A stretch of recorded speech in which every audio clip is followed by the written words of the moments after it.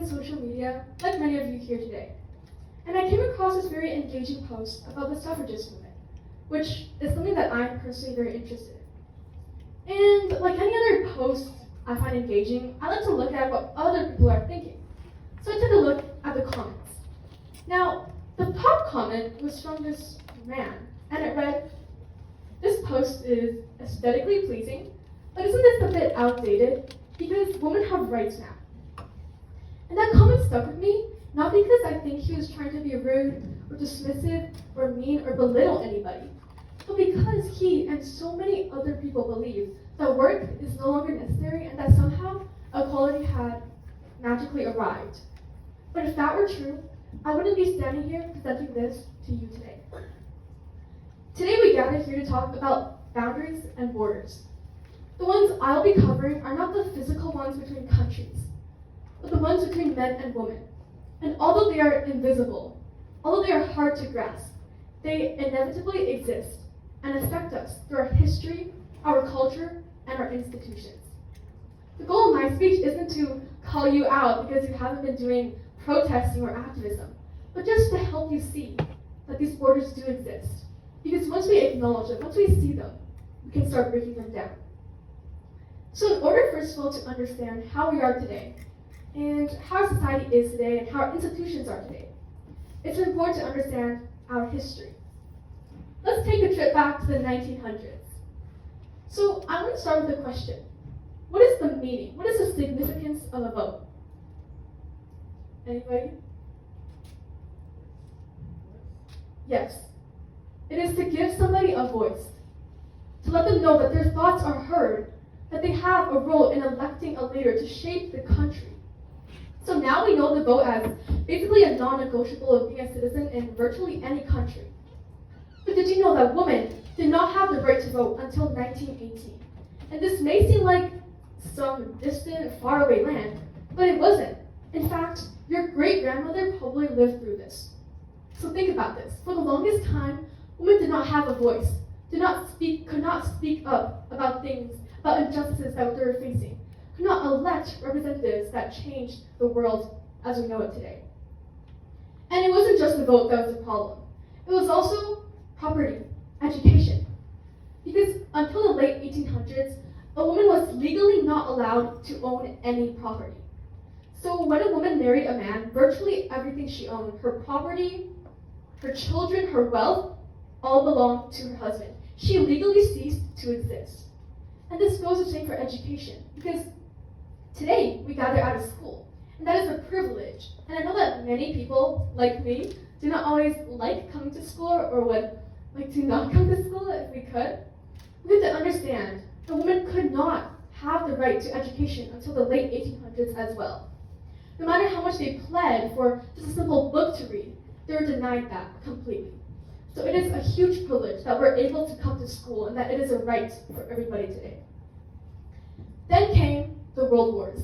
You might have learned about this, but during World War I and World War II, specifically in World War II, women basically occupied the jobs, occupied the workforce, because men went off to fight in the wars.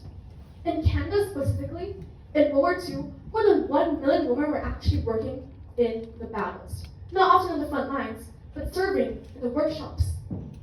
And their idol was Rosie the Riveter, a strong, independent, working woman. Now this made women progress a lot. They had to work, they could work, and they could read and make money and things like that. But once the wars ended, they were pushed back right into their homes. The message from the government was clear. Essentially it was, thank you for your help, now you can go back to just being a wife. But at that time, women were not having it anymore because they knew that they should be able to be educated, should be able to work and make a living for themselves. But still, government propaganda, harmful advertisements pushed women and shunned those who want to work. Why is history important to know? You might be thinking, it's just in the past, it's just history. Why do we need to know about it now? It is because history shapes our future and shapes our present. To understand history, to not make the same mistakes that we did before, we must learn it, acknowledge it, and embrace it. Secondly then, think about our culture. If you were a boy growing up, you probably heard something like, man up, don't cry, don't show emotions, don't show weakness, don't show essentially anything. And this sticks with you growing up. And as a girl, you probably heard things like, harmful things like you run very slow, you're very weak, things like that. These are just gender norms. Are they true? Not at all. But as a kid, if you grow up hearing these harmful notions, it sticks with you. You internalize these harmful thoughts. So what is the importance of that then? You might be thinking, that's just some random ideal. But it's not. Because this actually turns boys into something called toxic masculinity. The notion that boys can only dominate, not show emotion, and have total control, often over their partners in a relationship. This means that dominance came with the flip side, which is submission. In fact, a 2021 UN report found that control and domination on a man's part results in higher rates of gender-based violence.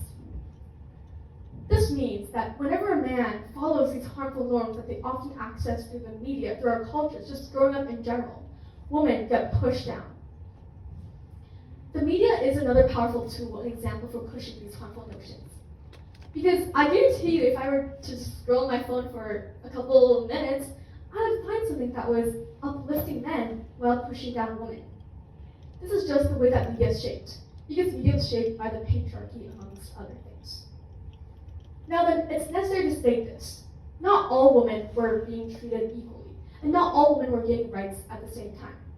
Because while some women were gaining more rights than others, Indigenous women still face extremely disproportionate rates of violence.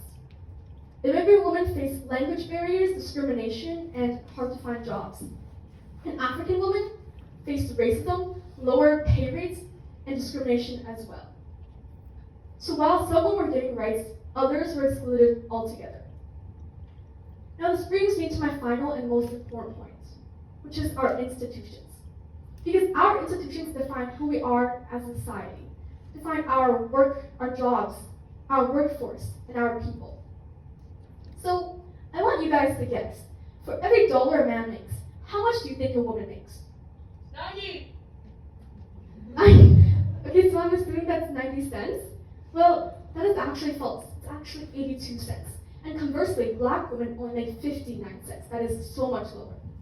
And you might be thinking, well, 82 cents? That's pretty great. But if we look at the average annual salary in Canada, which is 60K, and let's say a man makes 60K a year, every 60K a man makes, a woman can only make 49K. That's an 11,000 difference. Enough to fund a vacation, to fund many things, to pay rent, to buy a car. That is so much money that women are missing, not because they aren't qualified, not because they aren't well-read, not because they don't have schooling, but because they are women. In fact, a 2012 Yale study showed that while a man and a woman had the exact same resumes, the man was offered the job with $4,000 more pay. Again, not because he was more qualified, but because of his gender, because he was a man. Today, women are still extremely underrepresented in fields like STEM, in fields like business, in politics, and law.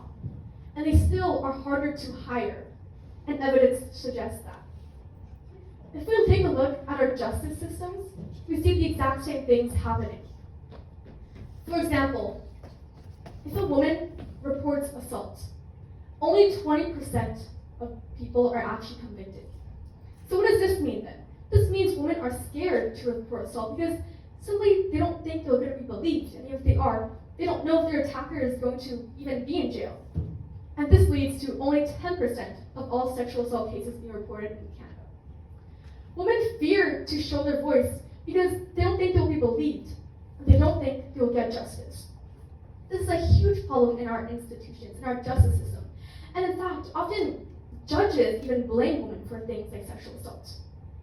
In 2014, not the 1900s, a judge told a woman that she should just keep her legs closed. This was pretty recent, and of course her attacker was not charged with anything and was let off scot-free. So why does this all matter? Because essentially, our institutions shape our systems, our workforces. And the systemic things are the hardest to change because they have been built up for hundreds of years by the patriarchy. So what do I want you to take away from this speech then? So what really can we do to make things better? Because it may seem like, not much that we can do because it's a huge issue. But that's not true.